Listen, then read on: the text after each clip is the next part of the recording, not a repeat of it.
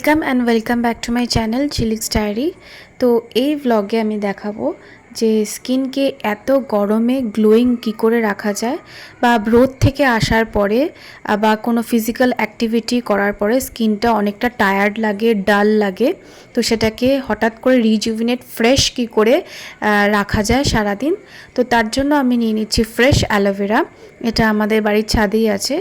আর যেহেতু aloe vera direct use করা ঠিক না, তাই জন্য আমি এটাকে জলে কিছুক্ষণ ডুবিয়ে রাখবো। ততক্ষণে এই শশাটা কেটে নিচ্ছি।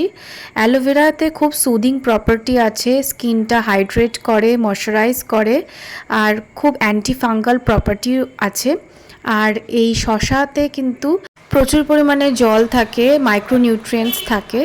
তো এই দুটোর পেস্ট বানিয়ে নেব ভালো করে। তো এরপরে অ্যালোভেরাটাকে জল থেকে তুলে নিয়ে মা এই শুধু জেলটাকে নিয়ে নিচ্ছে।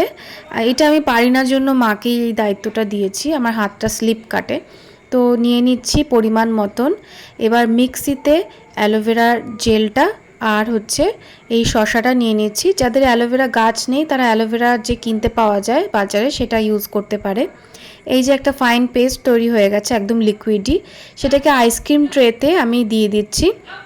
এবার এর মধ্যে যেরকমভাবে আর কি আইসক্রিম জমায় কাঠি বসিয়ে দেবো যাতে বের করতে সুবিধা হয়। আর এটাকে ফ্রিজে রেখে দেবো যতক্ষণ সময় লাগে আর কি। তো যেই দিন আমি ভিডিওটা তুলেছি সেদিন তো আর এটা ইউজ করা যাবে না, কারণ একটু জমতে তো টাইম লাগবে। তো কালকের জন্য অপেক্ষা করেছিলাম। তারপরে দেখায় যে অ্যালোভেরা জুসটা বেঁচে গেছে, সেটা কিন্তু আমি ফেলে দেবো না, অ্যালো কিউকাম্বার জুস। তো ওইটার মধ্যে বরফ মিশিয়ে নিয়ে সেটা কিন্তু আমি খেয়ে ফেলবো।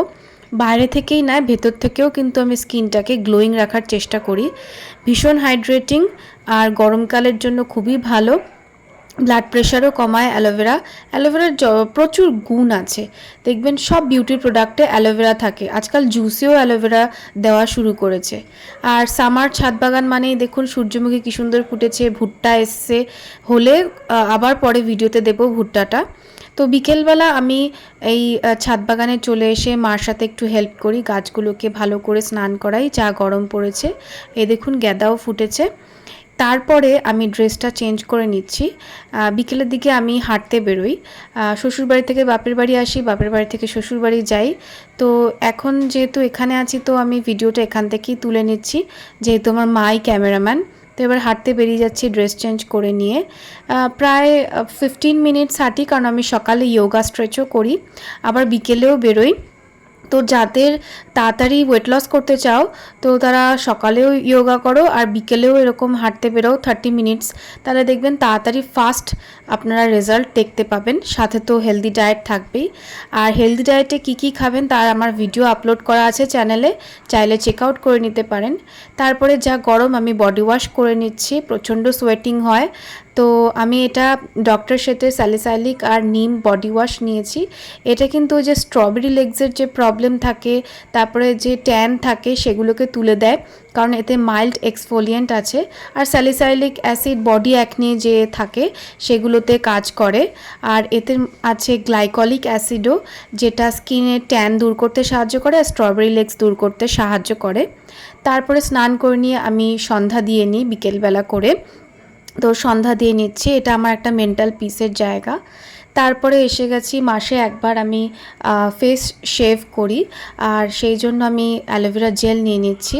আপনারা চাইলে যে কোনো ফেস অয়েল বা ময়শ্চারাইজার ইউজ করতে পারেন। আর এই রেজারটা কিন্তু আমি স্যানিটাইজ করে নিয়েছি ভালো করে।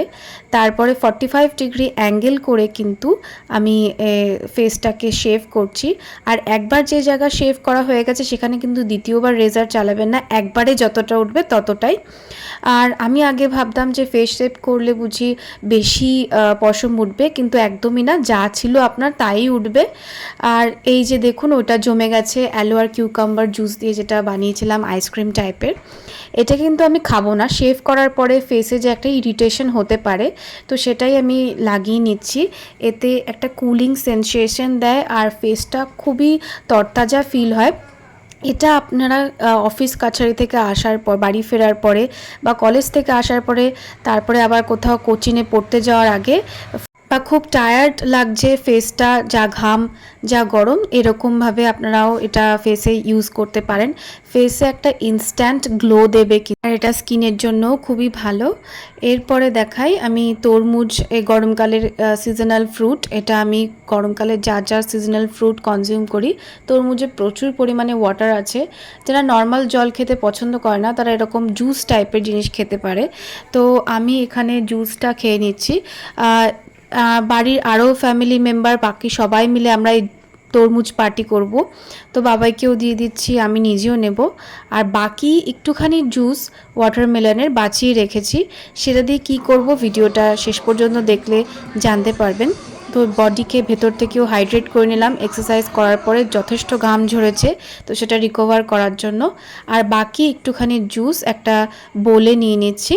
তারপরে এই ভিটামিন ই ক্যাপসুল একটা কেটে ওর মধ্যে মিক্স করে দেব ভালো করে। তারপরে যে কম্প্রেসড শীট মাস্ক আমি মিনিসো থেকে কিনেছিলাম, সেই ট্যাবলেটটা একটা ফেলে দেব। দেখুন, একটা ওয়াটারমেলন শীট মাস্ক রেডি সামারের জন্য। আর সবাই শীট মাস্ক কিনে দেখি এক একটা 50 টাকা, 100 টাকা, কোনোটা 150 টাকা দিয়ে ওয়ান টাইম ইউজ। আর এটা দেখুন ঘরোয়া পদ্ধতিতে কত কম খরচে স্কিন কেয়ার হয়ে যায়, আর ফেসটাও খুব ফ্রেশ লাগে। তো আমি এটাকে আমার ফেসে এই শীট মাস্কটা লাগিয়ে নেব। ঠান্ডা ঠান্ডা বেশ ভালোই লাগে, আর একটা হোম ডিআইওয়াই ফেসিয়ালও হয়ে যায়। এটা কিছুক্ষণ 15 মিনিটস রাখার পরে দেখুন রেজাল্টটা আপনারা নিজের চোখে দেখতে পারবেন কতটা গ্লোয়িং আর ফ্রেশ লাগছে। তো আজকে করছি আমার ইভিনিং রুটিনটা এন্ড। যদি ভিডিওটা ভালো লাগে তো চ্যানেলটিকে লাইক করুন, শেয়ার করুন, সাবস্ক্রাইব করুন। আর আরও এই ধরনের ভিডিও দেখার জন্য আমার চ্যানেলটিকে অবশ্যই সাবস্ক্রাইব করে বেল নোটিফিকেশনটা অন করে দিন, আর আমাকে সাপোর্ট করুন যাতে আরও এই ধরনের ভিডিও আমি তৈরি করতে পারি। Thank you.